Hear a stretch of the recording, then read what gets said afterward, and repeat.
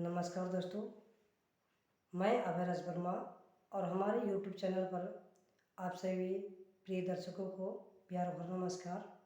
स्वागत है, वंदन है, अभिनंदन है। हमारा YouTube चैनल है अभयराज 1.2। इस पर हम प्रतिदिन कुछ न कुछ वीडियो डालते रहते हैं, जिसे कहानी हो गया, प्रेरक की कहानियाँ हो गया और पढ़ाई से संबंधित है।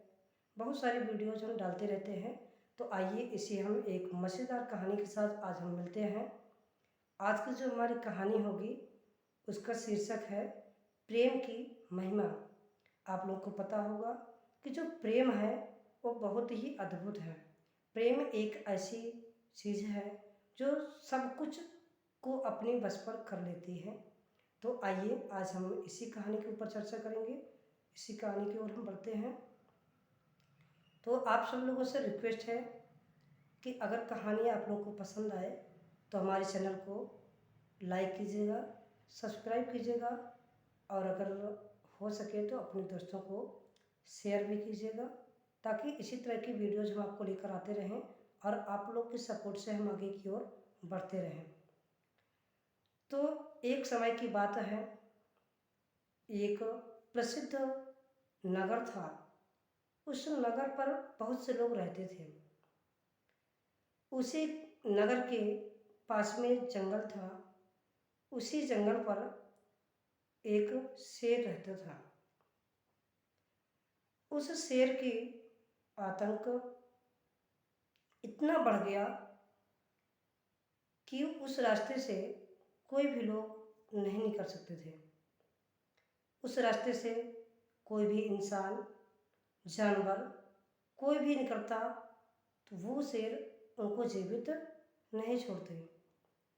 यानी कि कहा जाए तो उस जंगल के रास्ते पर, उस जंगल पर शेर का बहुत बड़ा आतंक हो गया था। आतंक होने के कारण उस गांव के जो लोग थे वो बहुत ज़्यादा डर गए। धीरे धीरे शेर का आतंक भी बहुत ज़्यादा बढ़ गया। लोग परेशान हो गए। इसी गांव पर एक संत जी रहा करते थे। उन संत ने लोगों को दिलासा दिलाया और वो उस शेर से मिलने के लिए जंगल की ओर चल दिए। जब लोगों ने देखा कि संत जी अकेले जंगल की ओर शेर से मिलने के लिए जा रहे हैं, तो गांव के बहुत संख्या यानी कि बहुत ज़्यादा भीड़ में पुरुष और स्त्री दोनों लोग मिलकर संत के पीछे पीछे चलने लगे। जब संत जंगल में प्रवेश किए और उसी खूंखार रास्ते से निकलते हुए जा रहे थे, जिस रास्ता पर शेर का आतंक बहुत ज़्यादा था। अब जैसे ही शेर के समीप पहुंचे, शेर उन सभी को देखकर अत्यधिक क्रोधित हुआ और उनकी तरफ बहुत तेजी गति से दौड़ा। यानी कि इस तरह से दौड़ा कि वो सभी को आज ही खा जाएगा।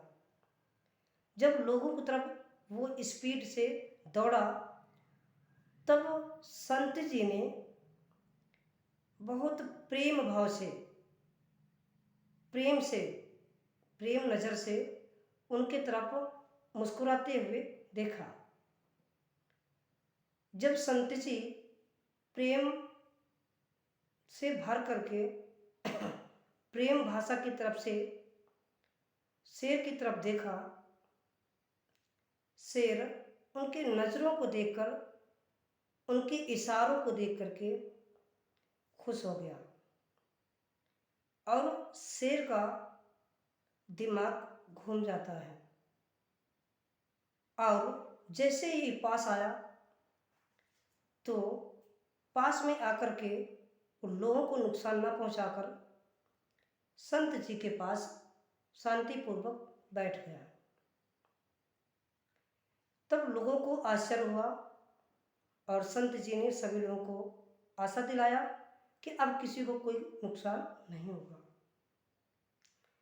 अब संत जी उस शेर को समझाने लगे कि देखो, आपने नुकसान बहुत किया है, बहुत सारे जानवर, बहुत सारे इंसानों को आपने मारकर खाया है, इसलिए इस गांव के जो लोग हैं आपसे बहुत क्रोधित हैं, बहुत गुस्सा है, और आपने अपराध भी किया है, अन्य अपराधियों की तरफ आप अपराधी भी है, आपको दंडित भी किया जाएगा।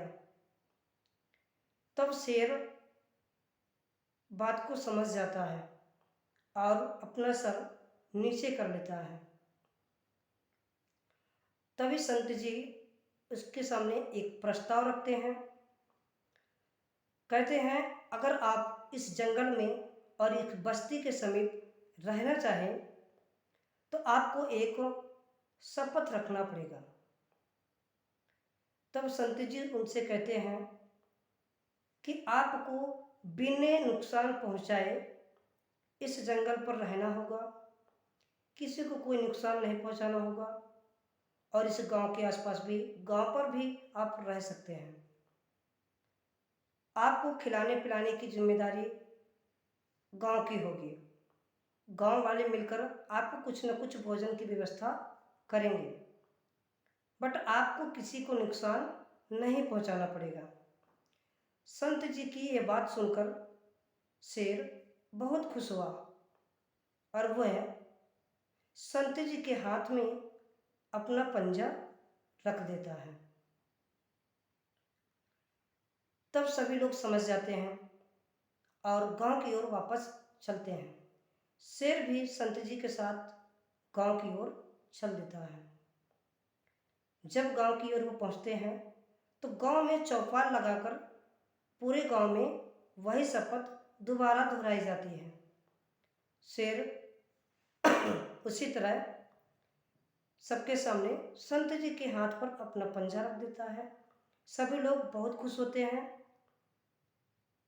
और सब लोग अपने अपने घरों और काम के लिए चले जाते हैं। शेर भी सावधानी पूर्वक उस गांव में रहने लगा।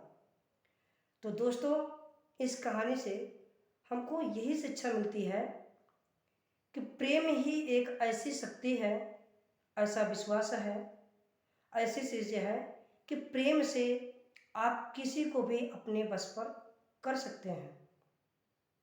इस जग में प्रेम से बढ़कर कुछ भी नहीं है, प्रेम ही सब कुछ है।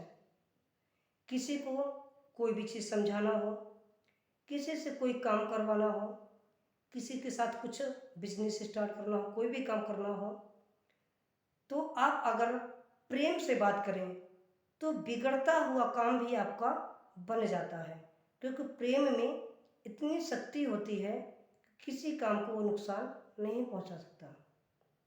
इसलिए आप लोगों से आशा करते हैं कि आप भी दूसरों के साथ हमेशा प्रेम का व्यवहार ही करेंगे, प्रेम से ही बातचीत करेंगे और प्रेम से ही रहना पसंद करेंगे। तो आइए हम आशा करते हैं कि आज की हमारी ये कहानी बहुत पसंद आई होगी।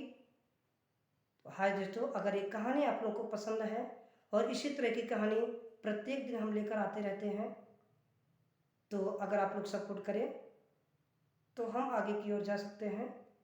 तो अगर ये कहानी पसंद आई हो तो आप लोग हमारे चैनल को लाइक कीजिएगा, सब्सक्राइब कीजिएगा, और अगर हो सके तो दोस्तों को शेयर भी कीजिएगा, ताकि ये वीडियो आपके सबके समझ में आ सके। और बेल आइकन बिल्कुल प्रेस करिए ताकि हम कोई भी नई वीडियोस डालें तो आपके सामने आ सके। नमस्कार दोस्तों।